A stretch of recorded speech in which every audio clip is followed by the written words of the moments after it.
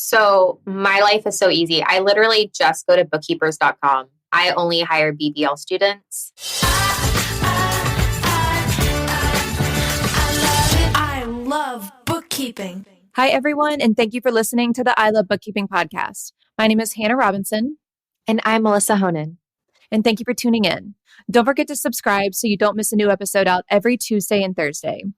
Today, we're going to be kicking off our series all about hiring, and we're going to be diving into one of the most important aspects of hiring, and that is job descriptions.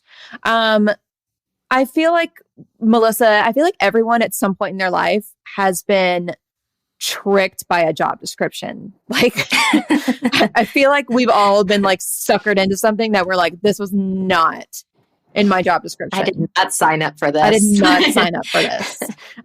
So that is why job descriptions are so important and transparency is so important in the hiring process. So Melissa, I am not in a position where I am hiring, but you are, and I feel like you're really great about transparency and descriptiveness of what you're looking for. How do you kind of dive into creating a job description? Yeah. So I have to say I struggle with this, and I do lean on some people in my mastermind group to help and people on my team, because I get so anxious that I want to make sure that the job description is accurate. And I'm like, okay, what does this involve?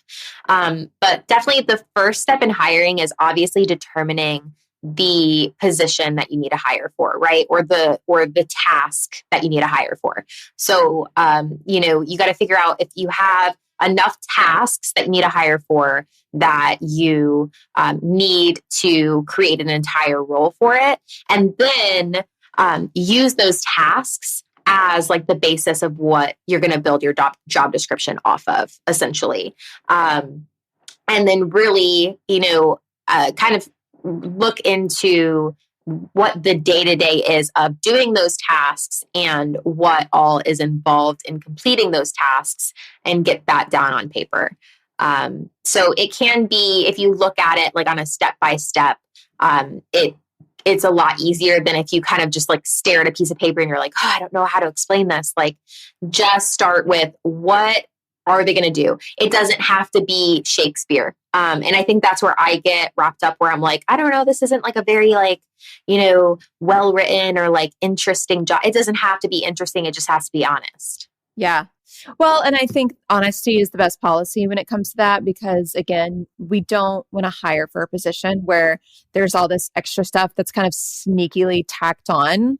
And that sucks, because everyone's been in that position where you're like, wait, this isn't my job. But then you don't want to sound like the asshole that's like, well, it's not in my job description. So getting really clear sounds like it's the first priority of what you really need. Yeah, because that's also that's going to be also how you're going to attract the right person to the job. So I think it's really beneficial to be as clear and as honest as possible so that you attract the right talent. And where do you normally post if you're looking for new employees or subcontractors? Where do you normally post your job descriptions to an audience that you think would cater? Like, how do you go about finding which platform to use to find someone that you're looking for to hire? So my life is so easy. I literally just go to bookkeepers.com. I only hire BBL students.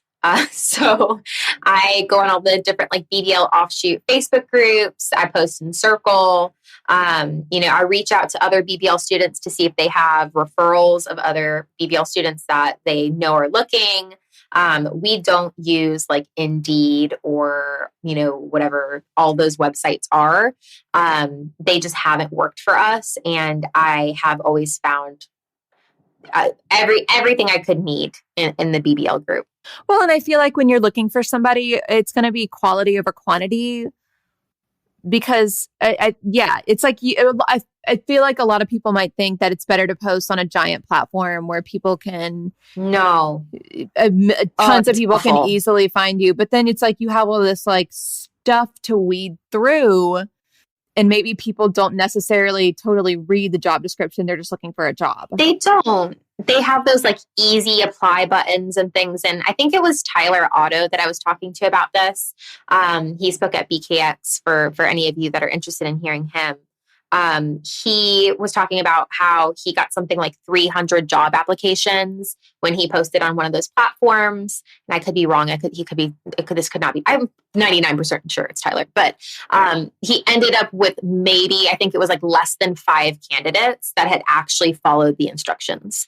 So I'd rather just reach out to a smaller group and get 5 candidates that are going to follow the instructions rather than, go through the trouble of having to filter out 300 applicants that are probably not going to get me where I need to go. I know if I'm hiring out of bookkeepers.com that there's going to be a bare minimum of education because of how great the courses are. And I know that if they've been drawn to that course, that they're looking for the type of lifestyle that my company offers. So I've already qualified them that they would probably be somewhat in line with my organization. And then we need to figure out if they're the right fit for company culture and if they have the skill level for the position. It's just, to me, so much easier. And I think that a lot of people do go through the courses and realize that, business ownership's not for them. And that's perfectly fine because it's not for everybody. But there's so many of the students where business ownership is for them. And I think it's great to connect with those other students and say, hey, I know that you want to do this. You just don't want to do it on your own. Why don't you come do it with me?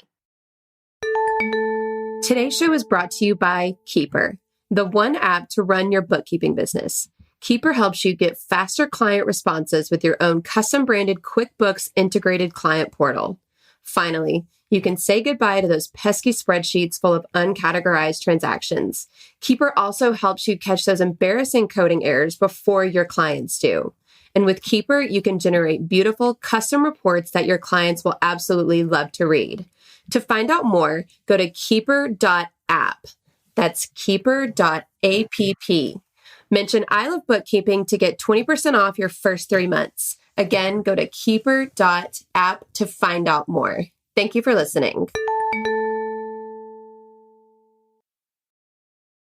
So, can you talk a little bit about the verbiage that you use in your job descriptions? Because I think a lot of the times if someone's new to hiring, they kind of don't know where to start when it comes to like pen to paper.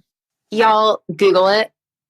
I'm not going to lie. I Google everything because I've come up with different positions where, and I've talked about this before, where, for instance, my client success manager, I wanted to hire people that would onboard new clients. And I had no idea where to start. I had no idea what to call them. I had no idea what they would do. And I hired internally for the first one. And I was like, I don't know what this is going to be, but let's figure it out together. And we did. But we ended up Googling a lot. Like, okay, like, job for onboarding new clients, like this, like different things that we were like, okay, onboarding new client specialist. And then I found like the term client success manager. And then there were different offshoots and I was like, oh yeah. And then I was like stealing like little clips from different job descriptions and kind of posting it together. My job descriptions are nothing special, guys. It literally says like, check Slack and email daily, respond to clients within X amount of time. These like really basic stuff, but it's like setting the expectations in the job description. So you really just have to think about the basics that you want included. And then like literally what are they going to do? Meet with clients to onboard new clients. What are the skills needed? You need to be able to have proficient use of QuickBooks Online and receipt management software. You have to be able to do, all the things that they have to do. So like, it really does come down to, in my opinion, to like a task audit of like, if you're hiring for an onboarding specialist, what are all the tasks that you do as an onboarding specialist? And then list that out.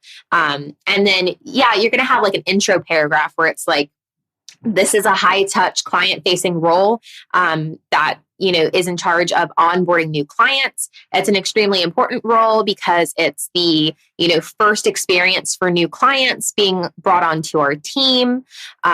This position requires coordinating with multiple departments as well as multiple team members on the team of the new client, those types of things, right? And then just saying, just giving an idea of what really is involved. It does not, like I said, does not have to be Shakespeare, in my opinion. I have seen lots of really, really well written job descriptions from other people, and I would love to be like that. I'm never going to be, and I've never needed to be. So it does not have to be perfect. It just has to be honest. So when you talk about this, immediately what flashes in my mind are these job description postings that are literally like reading Shakespeare. It's like, what is this job even consist of? Because it's just I feel like it's a bunch of lingo from a bunch of finance bros. And you're just like, what are you talking about?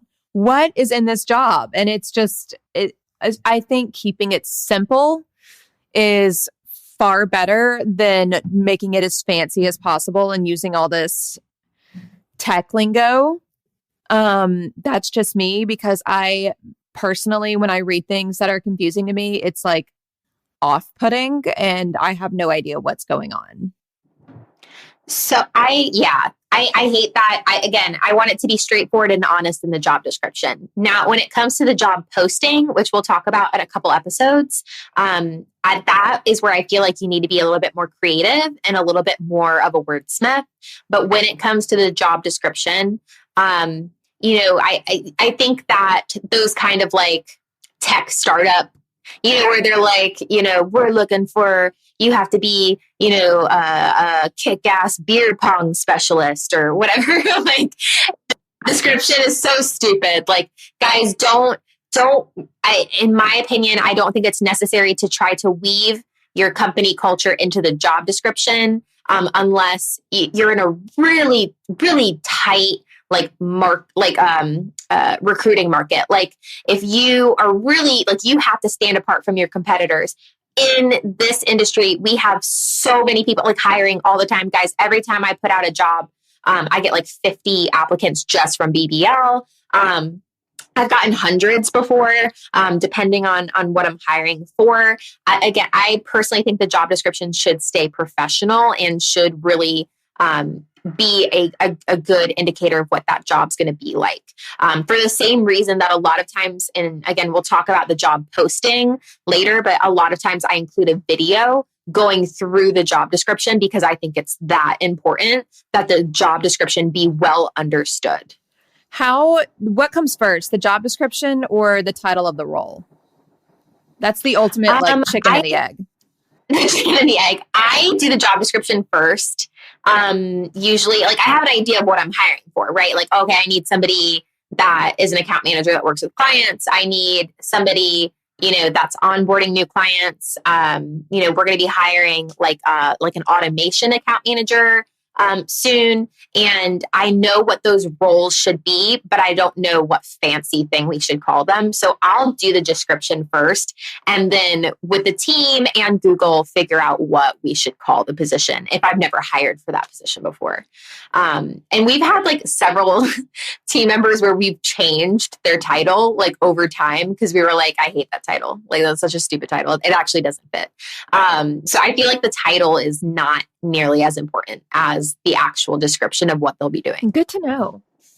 I think people listening will find that really helpful because you can get caught up in the formalities of things and kind of stress about what kind of role do I need to hire for. I think you need to mainly look at what kind of help you need and go from there. I completely agree with description coming first. Yeah. And you can always change it. Like, if you post a job description and you're not getting what you want out of the applicants, or you're not getting as many applicants, you can always update it. The important part is just getting it down and getting it out there and start trying. Like, the more experience you have with hiring, the easier this will get. Good to know. I guess my final question is, what do you do when you find yourself in the position of listing out this job description that you need and it's not necessarily cohesive tasks? Like, do you eliminate tasks that are just totally out of left field? Or do you kind of add tasks to a role that maybe wouldn't be traditional with that role? I think it depends on what you need. I think it's going to depend on the role and I guess maybe the personality of the role that you're hiring for. Like, there's some people that can handle, tasks from maybe different departments or different types of tasks.